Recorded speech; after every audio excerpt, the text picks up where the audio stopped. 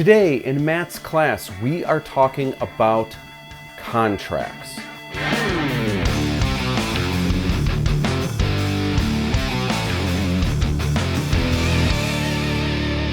Contracts are going to be a big part of your artistic career. Contracts are put in place to protect your clients, but they're also there to protect you. And there's lots of ways that they can work in your favor. You want to understand your contracts well. So there's a lot of different ways that contracts can come about. I'll be honest, most of the situations that I'm working in, I am provided a contract. And in the case of working with Disney or Lucasfilm, I'm given a contract where there really isn't a lot of leeway where I get to haggle. I'm kind of presented with a job or a gig, as I call them, and then I have the option of saying yes or saying no. But in addition to finding out what the actual job is, I really do scrutinize the contract.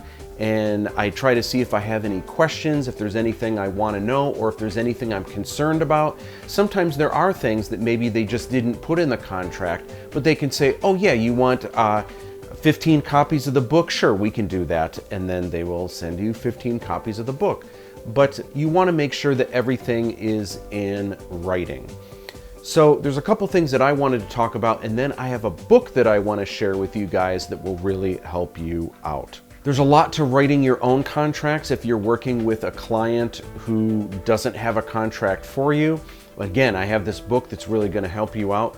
One of the big things that you want to be aware of, for me, something that's always important in contracts is what is going to be involved with making changes. So if I'm given, I'm just going to throw a random number out there, if I'm given $5,000 to create a painting, okay, that sounds pretty good, $5,000 to do the work, but sometimes what I'm not thinking about is I have to do a bunch of drawings that get approved before it goes to painting. So if I do a drawing or two, okay, that's cool, but then if they're still not happy or they want me to do a couple more, well then it's like, okay, well now I'm doing more. I haven't even started painting yet and I'm doing all of these drawings and it's almost like I'm this puppet at their whim. Where you like to draw, right? Well, draw a couple more. Those are interesting. How about drawing a couple more? And it's like, oh my gosh, I thought I was just hired to do this painting, right? So you want to make sure in your contract, a lot of times what I do is I will say, listen, I will do 2 drawings, 2 different designs where you get to choose which one you like best. There also can be changes, but any changes I'm going to make in the painting. I'm not going to do more drawings unless they want to pay me for more drawings. And that way it's great because that way it really puts it in their court. It really makes them decide, do we really need to see more drawings? I mean, these look pretty good. Do we really need more? And if so, okay, but they're going to have to pay me for it. And that way it works out for me, because if they want me to do more drawings, oh, okay. And I may have different prices depending on what kind of drawing it is. If it's just a line art drawing, it may only be $500 for each additional drawing that I do. If they want something a little bit more rendered, like black and white colored pencils on toned paper, well, that takes a little bit more work, so I may charge an extra $1,000 for each one of those that they want. Some clients that you're working with, they won't care because the art director that you're working with isn't the one that's paying you.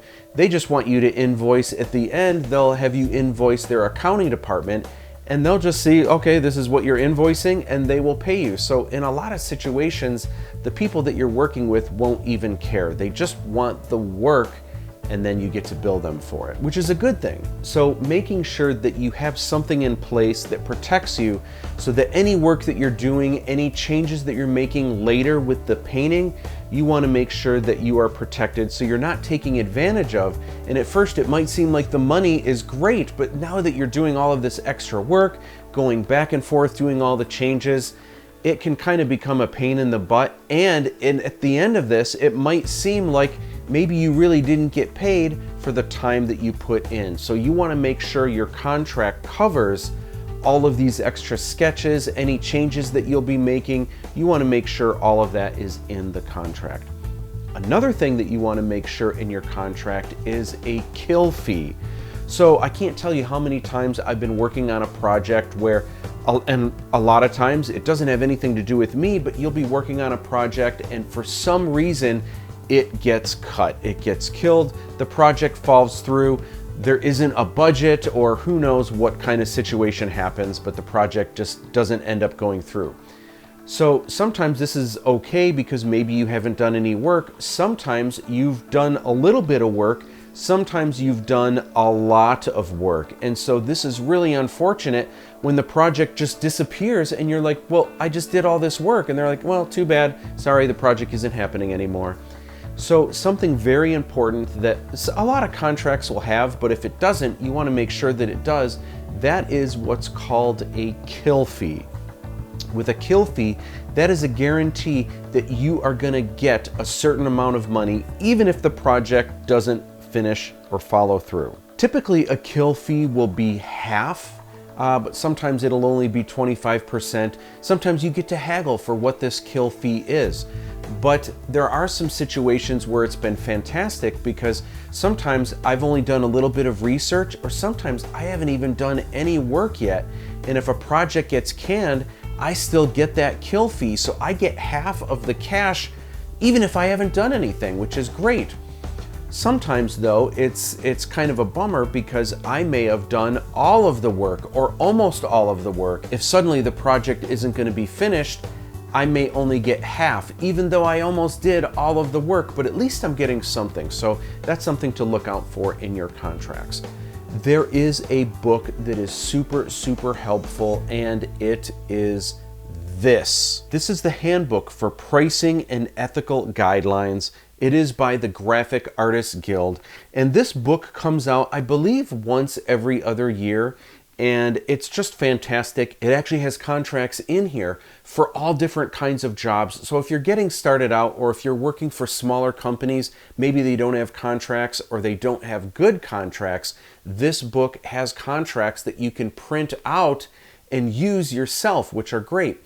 The other wonderful thing about this book is this has current money, current rates for what jobs are. And it kind of breaks it down through different kinds of companies, different size companies. Let's face it, if you're designing a logo for a small ma and pa shop down the street, you're probably not going to be able to charge that much for it compared to if you're designing a new logo for Nike. Obviously, you're going to be able to charge a lot for that. So this book really covers everything from animation to illustrating book covers, illustrating children's books, designing logos, creating animations. Really, this book covers everything. It comes out once every 2 years, so the prices are always updated and there is fantastic information. This definitely needs to be in your library. Use it, learn it, love it, enjoy. Did you enjoy class today? If so, give me a like. If there's something you'd like to see me cover in a future video, let me know what that is in the comments below. Be sure to subscribe if you haven't already. I've also got a video series called Sketchbook Challenge that helps your drawing, creativity, and fill up an awesome looking sketchbook. Plus, there are videos on You Can Draw Star Wars, Hollywood is Dead, and sneak peeks at the Aladdin 3477 motion picture trilogy. In order to not miss any new videos, hit that notification bell. Sharing is caring, and it's great to inspire your friends. Share this video on social media and your friends will share awesome art tips they find with you.